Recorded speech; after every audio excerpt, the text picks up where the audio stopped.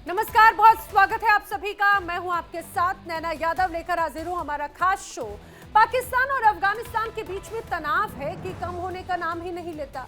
दोनों ओर से जंगी बयानबाजी थमने का नाम नहीं ले रही है। दोनों देशों के बीच में तनाव यहां पर चरम पर नजर आता है, जिसे कम करने के लिए लगातार वार्ताओं का दौर चल रहा है, जिसका अभी तक नतीजा सामने नहीं आया, या ये कहा जाए कि अभी तक जो भी बैठकें हुई वो एक तरह से बेनतीजा ही रही।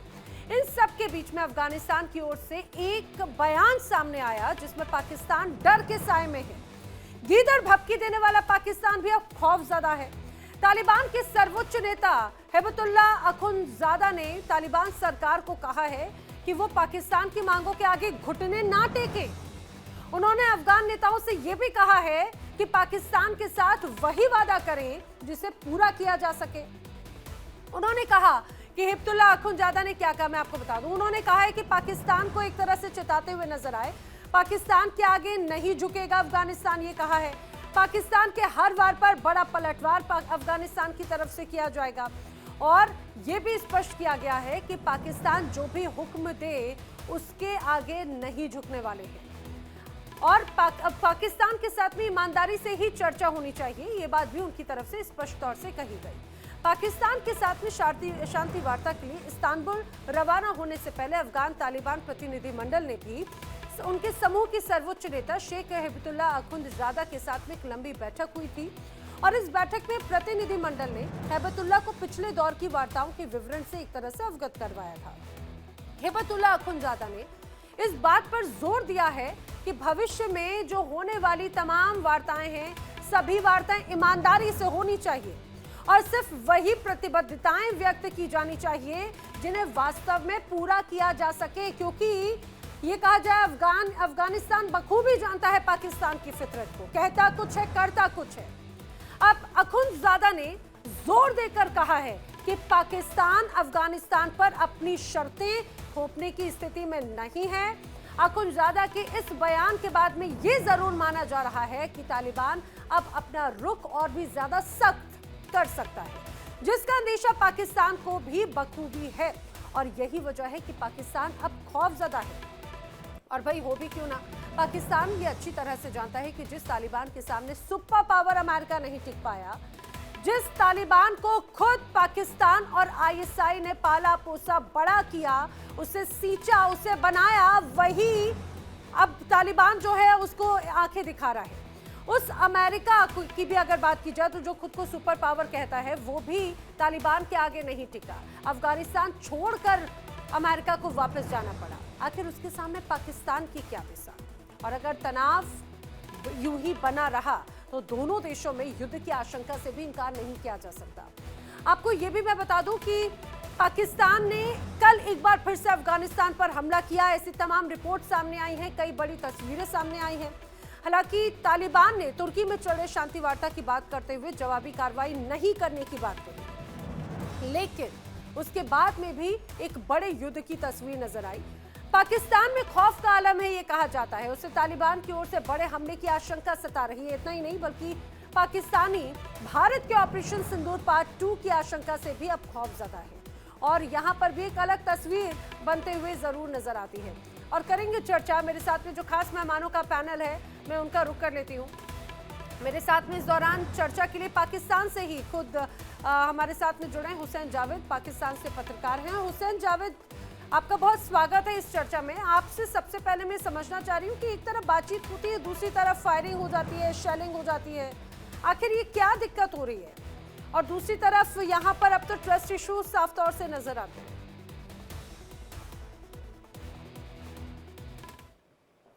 आप देखिए मैम, जी जी प्लीज बोलिए। जी जी, आपको आवाज साफ आ रही? हाँ जी,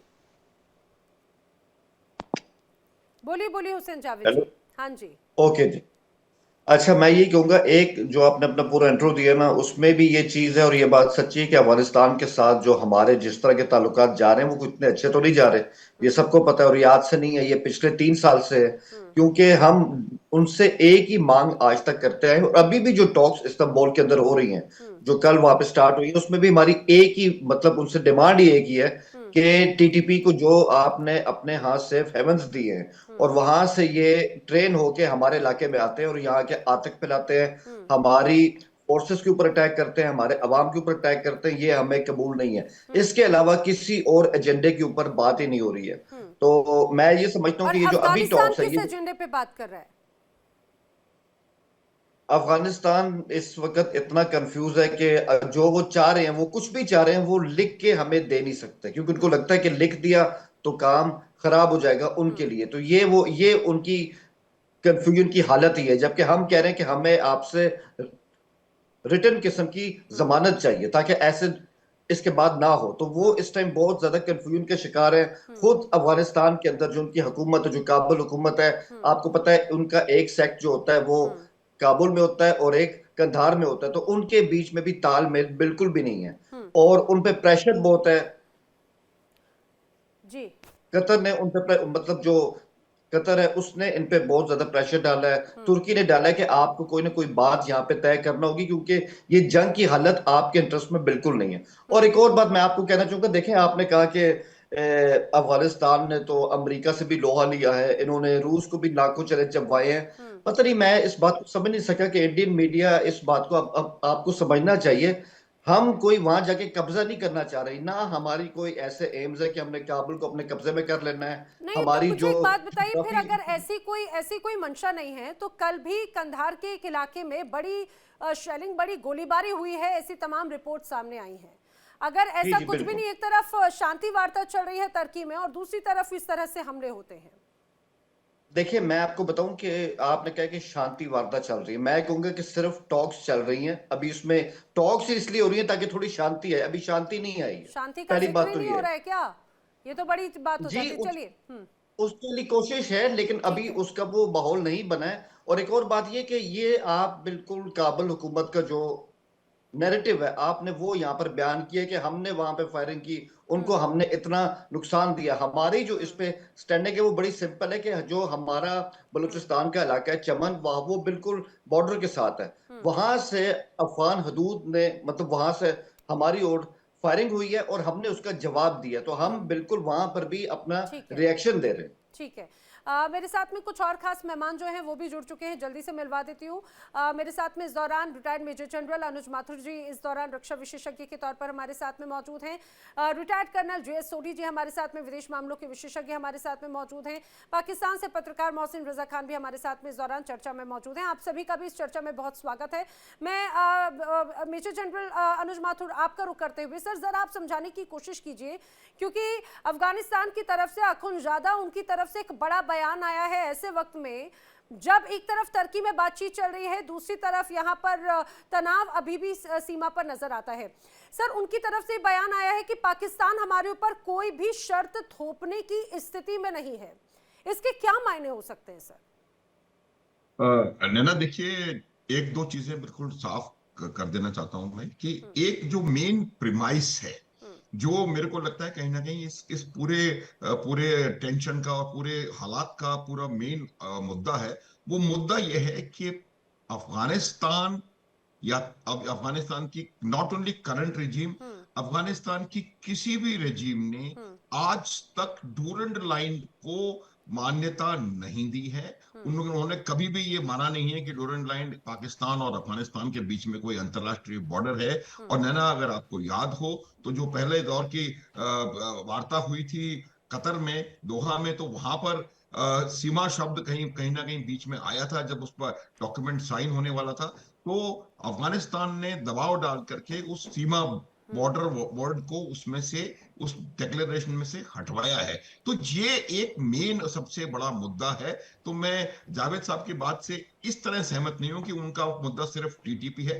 टीटीपी का जहां तक सवाल है, टीटीपी मुझे लगता है कि पाकिस्तान की प्रॉब्लम है। इसमें अफगानिस्तान का उतना मुझे कोई बहुत बड़ा रोल नजर नहीं आ रहा है। पाकिस्तान तहरीक तालिबान पाकिस्तान का एक ऑर्गेनाइजेशन है, जिसको आप जो मर्जी आए कहना चाहें कह लें, लेकिन वो आपका संगठन है। 2-3 दिन पहले भी मैंने ये बात कही थी, वो तहरीक तालिबान पाकिस्तान है और वो अपने आप को पाकिस्तानी कहने में घमंड करते हैं, और उनकी अपनी एक रिक्वायरमेंट है, अपनी एक डिमांड है, और उस डिमांड को लेकर के वो वहां पर एजिटेशन कर रहे हैं। तो मेरा ये मानना है कि इनको इंटरनली इस चीज को रिजॉल्व करने की जरूरत है। जहां तक सवाल जो अभी अफगानिस्तान पाकिस्तान का करंट स्टैंड ऑफ है, वो स्टैंड ऑफ जब तक आप इस मसले के लिए एक अपने टोन डाउन, अपने जो जो जो जो आपकी डिजायर्ड एंड स्टेट है उसमें टोन डाउन, मेल्ट डाउन नहीं लाएंगे, तब तक मुझे लगता नहीं कि ये बात हो पाएगी। ये जो हमले कौन कर रहा है कौन नहीं कर रहा है, जवाब किसने दिया, किसने इनिशिएट किया, ये सिर्फ इसलिए हो रहा है, आप जिस दिन आपकी वार्ता होने वाली है इस्तांबुल में, उस दिन आप वहां पर इस तरह का सीज फायर वायलेशन होता है, तो ये एक मेरे मेरे हिसाब से कोई बहुत बेहतर इंडिकेशन नहीं है। कौन जिम्मेवार है ये बाद में एस्टेब्लिश कर लिया जाएगा, लेकिन ये फैक्ट है कि परिस्थितियां इस प्रकार की आने वाली बातचीत को डायरेक्टली अफेक्ट कर सकती हैं, और हो सकता है कि वो बातचीत का जो जो जो नतीजा निकलना चाहिए था वो ना निकले। ठीक है, ठीक है। मैं सोरी साहब का रुख करूं, लेकिन उसके पहले मैं जल्दी से मोहसिन रजा खान जी का रुख करना चाह रही हूँ। मोहसिन रजा जी, इस बात को जरा समझाइए, वही बात जो अभी यहाँ पर अनुज माथुर जी भी कह रहे थे। दूसरी तरफ खास तौर से जो हिबतुल्लाह खुनजादा हैं, उनकी तरफ से बात कही गई है कि भाई पाकिस्तान के आगे झुकने की बिल्कुल ज़रूरत नहीं है। आदेश दिया है उन्होंने, जो बातचीत करने के लिए कमेटी गई है, उन्होंने कहा है कि पाकिस्तान अभी नेगोशिएशन या फिर हमें झुकाने की स्थिति में नहीं है। एक तरफ सर ये ट्रस्ट की बात होती है, वही टोन डाउन की बात है, और दूसरी तरफ अभी हम देख रहे हैं कल ही एक और बड़ा हमला हो जाता है। इसके पहले भी सीज फायर के दौरान भी कई बार बड़े हमले हुए। तो क्या यही एक ट्रस्ट बीच में आ रहा है, भरोसा नहीं है एक दूसरे के साथ में? पहले तो मैं जनरल माथुर की बात का जवाब दूं कि इन्होंने कहा कि टीटीपी पाकिस्तान का अंदरूनी मसला है। तो अगर आप इस कुरियर को और इस असूल को तस्लीम करते हैं कि ये टीटीपी पाकिस्तान का अंदरूनी मसला है, तो फिर हिजबुल मुजाहिदीन ने इंडिया का अंदरूनी मसला है, वो अगर कुछ कश्मीर में करते हैं तो उनका अंदरूनी मसला है, क्यों उसका ब्लेम पाकिस्तान भी करते हैं, क्यों मोहसिन रजा खान इसीलिए पड़ता है। मैं चाहूंगी जरा अनुज माथुर जी का भी ऑडियो अप कीजिएगा, क्योंकि खास तौर से कई बड़े हमलों में सीधा सीधा जो नाम है वो रहा है हाफिज सईद का, उस हाफिज सईद का जिसे आपने अपने घर में बैठा रखा है। आपने इसके पहले भी चर्चा में कहा था कि भाई वो तो नजरबंद है, वो कहीं पाकिस्तान में है पर वो खुले तौर पर नहीं है। जी, मैं एक बात थोड़ी सी और बता देना चाहता हूं। देखिए, ये जो जहां तक तहरीक तालिबान पाकिस्तान है, ये स्वयं जानते हैं इनको, और ये नहीं माने या ना माने उससे किसी की सेहत पे कोई असर नहीं पड़ता है।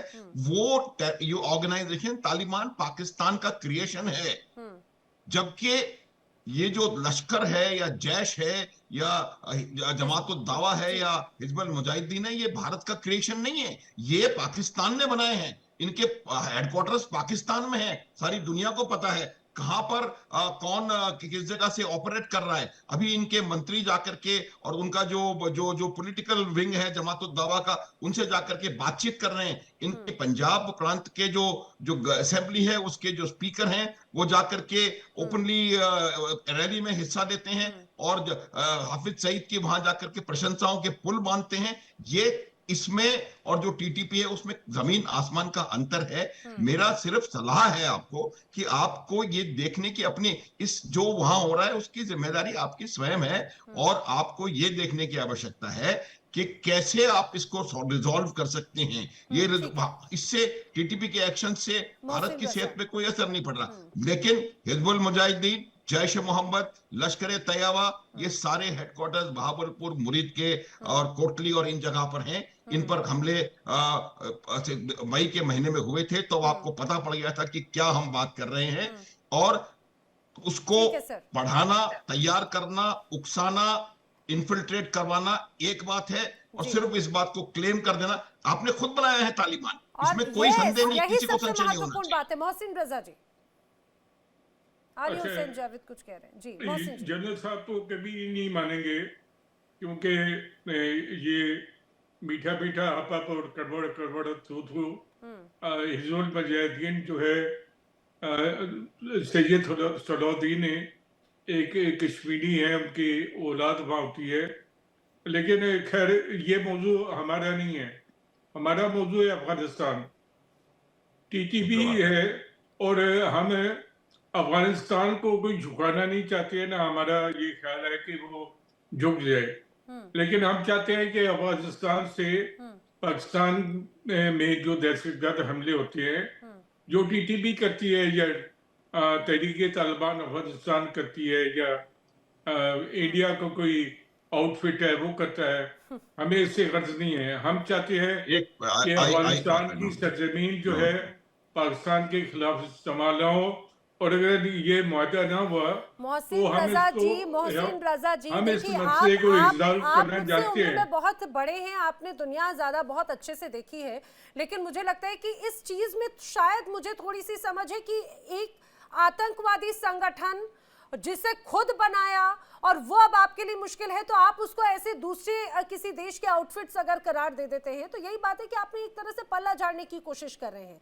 आप अपने आप को क्लीन चिट देने की कोशिश कर रहे हैं। वेल, आप क्लीन चिट दें या नहीं दें, पूरी दुनिया इवन आपके भी अंदर खाने से यही बात आती है ना। अभी रिसेंटली बात आई थी, कहा गया था कि भाई रिसेंटली खासतौर से ISI का वहां पे एक कप प्याला चाय का जो है वो अब इतना ज्यादा लहूलुहान वाला मुश्किल पड़ रहा है।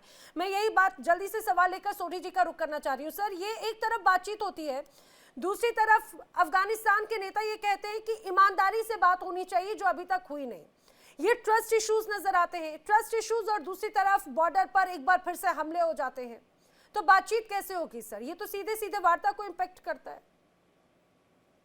जय हिंद नैना जी, ये मेरा सौभाग्य कि मैं आपके न्यूज चैनल पर हूं और विख्यात को पैनलिस्ट के साथ हूं। जय हिंद सर। 1807 में जब रूस और ब्रिटिश एम्पायर के बीच में ग्रेट गेम शुरू हुआ, तो उसका जो फोकल पॉइंट था वो था अफगानिस्तान और सेंट्रल एशिया। और ब्रिटिश साम्राज्य ने काफी कोशिश की अफगानिस्तान पे कब्जा करने की, लेकिन वो असफल हुए। और 1893 में डुरेंट लाइन बनाई गई, जो कि 2640 किलोमीटर लंबी थी। लेकिन अफगानिस्तान ने इस डुरेंट लाइन को बिल्कुल नहीं माना। और जब 1947 में भारत का बंटवारा हुआ और पाकिस्तान एक नए देश के रूप में उभरा, तब भी अफगानिस्तान ने कहा कि जो खैबर पख्तूनख्वा का इलाका है, जो आजकल खैबर पख्तूनख्वा कहा जाता है, पहले NWFP होता था, वो इलाका अफगानिस्तान को देना चाहिए। लेकिन अंग्रेज नहीं माने, और उसके बाद से तो बिल्कुल टेंशन शुरू हो गया अफगानिस्तान और पाकिस्तान के बीच में। लेकिन ये टेंशन इतने नहीं थे जैसे आजकल हम देख रहे हैं। 1979 तक थोड़े बहुत टेंशन थे, लेकिन कभी लड़ाई झगड़े इस तौर पे नहीं हुए। लेकिन उसके बाद जिस तरह से अफगानिस्तान में तख्ता पलट हुआ, जिस तरह से वहां पे रूसी सेना ने कब्जा करने की कोशिश की, वो हम सारा वाकया जानते हैं। लेकिन पिछले 3 साल से जिस तरह से पाकिस्तान और अफगानिस्तान के बीच में रिश्ते बिल्कुल बद से बदतर हो रहे हैं, ये एक रिफ्लेक्शन है कि पाकिस्तान की पूरी फॉरेन पॉलिसी कितनी फेल हो चुकी है। जिस अफगानिस्तान मुल्क को, इस्लामिक मुल्क को ये आंखों पे रखते थे, ये सोचते थे कि अफगानिस्तान उनका सका भाई है, आज वही अफगानिस्तान इनको आंखें दिखा रहा है। और जो ये बयान आया, बिल्कुल सही बयान है जी। अफगानिस्तान को ग्रेवयार्ड ऑफ एम्पायर्स कहा जाता है, यानी कि साम्राज्यों का कब्रिस्तान। यहाँ पे कोई भी सफल नहीं हुआ है अफगानिस्तान पे। कब्जा करना तो बहुत दूर, अफगानिस्तान को हराना भी कोई सफल नहीं हुआ है। तो जो ये पाकिस्तान कोशिश करा अफगानिस्तान को उसके बॉर्डर पे हराने की, या ये जो एयर स्ट्राइक्स कर रहा है, जी। ये पाकिस्तान के लिए ही मुसीबत है। मैं 1 मिनट और लेना चाहूंगा नैना जी। सर जी। तहरीक तालिबान पाकिस्तान, जो पाकिस्तान की अपनी बनाई हुई संगठन है, उसने 31 दिसंबर 2023 को ऐलान किया कि तहरीक तालिबान पाकिस्तान का पूरे खैबर पख्तूनख्वा में हुकूमत है। जमीन पे कितनी है ये तो पाकिस्तानी ही जानते हैं, लेकिन ये ऐलान करना भी पाकिस्तान के लिए कितनी शर्म की बात थी। बिल्कुल सर, बिल्कुल। और देखिए, उस बात को हालांकि आप एक्सेप्ट करें या नहीं करें वाली बात है। मेरे साथ में पाकिस्तान से एक और जर्नलिस्ट शुमाइला सिद्दीकी भी जुड़ चुकी हैं। शुमाइला, आपका भी बहुत स्वागत है इस चर्चा में। शुमाइला, टीटीपी की बात हम कर रहे थे। एक तरफ हालांकि यहाँ पर जो अखुनजादा उनकी तरफ से बयान आया था, आपको मेरी आवाज आ रही है क्या शुमाइला? शुमाइला तक आवाज मेरी पहुंच रही है? हेलो हेलो वन ठीक है, मैं शुमाइला को दोबारा कनेक्ट करवाती हूँ, उनका ऑडियो जब तक लो रखिएगा। मैं जब तक सवाल जल्दी से हुसैन जावेद आपसे करना चाह रही हूँ अभी, क्योंकि बात टीटीपी का जिक्र निकला, क्योंकि टीटीपी एक बड़ा एक अहम विषय है इस पूरी वार्ता को लेकर और तनाव को लेकर।